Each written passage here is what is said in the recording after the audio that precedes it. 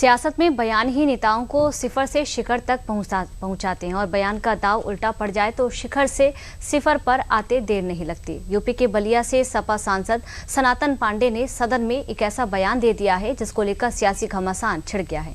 सपा सांसद ने भरे सदन में महिलाओं के बीच आपत्तिजनक शब्द का प्रयोग किया। हालांकि उनके शब्द को संसदीय रिकॉर्ड से हटा दिया गया, लेकिन सियासत में बवाल थमने का नाम नहीं ले रहा है। ये रिपोर्ट देख लीजिए।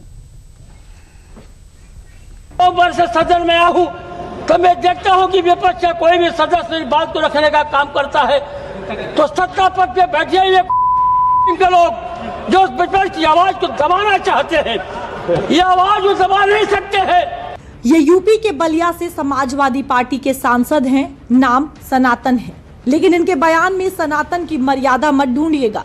सांसद जी वैसे तो सदन में बोल रहे थे, लेकिन भाषा एकदम सड़क छाप थी।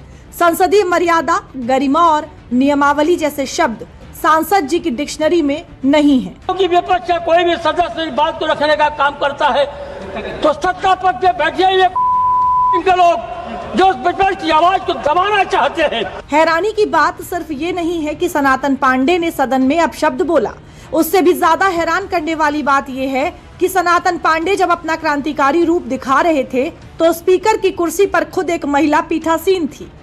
बीजेपी नेत्री संध्या राय सदन की कार्रवाई का संचालन कर रही थीं और सपा सांसद सनातन पांडे उन्हीं का ध्यान आकर्षित कराकर अपने अमर्यादित शब्दकोश का मुजाहिरा प्रस्तुत कर रहे थे। मैं देखता हूं कि विपक्ष का कोई भी सदस्य इस बात को रखने का काम करता है तो सत्ता पद पे बैठे ये लोग जो विपक्ष की आवाज को दबाना चाहते हैं।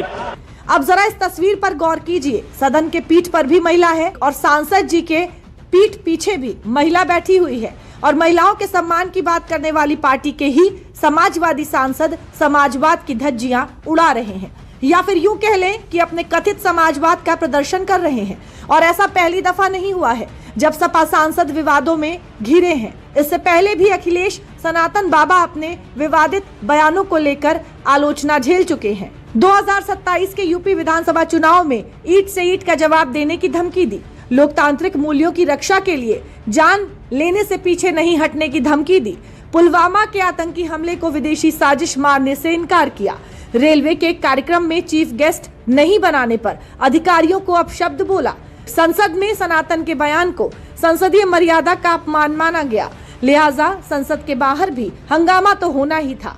यूपी में बीजेपी ने सपा सांसद के बयान को निम्न स्तर का बताकर उस पर कड़ी नाराजगी जाहिर की है। सपा सांसद सनातन पांडे ने भी अमर्यादित शब्द का उपयोग किया था, इसको लेकर आप क्या कहेंगे? देखिए, मुझे लगता है कि शब्दों की मर्यादा तो बहुत बार सपा के लोग तार तार कर चुके हैं।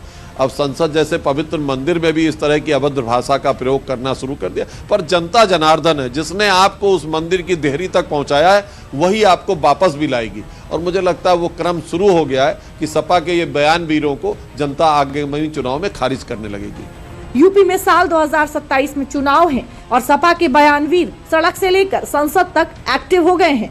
ऐसे में अखिलेश यादव के लिए सियासी समीकरण साधने से ज्यादा जरूरी अपने बयानवीरों पर लगाम कसना बनता जा रहा है।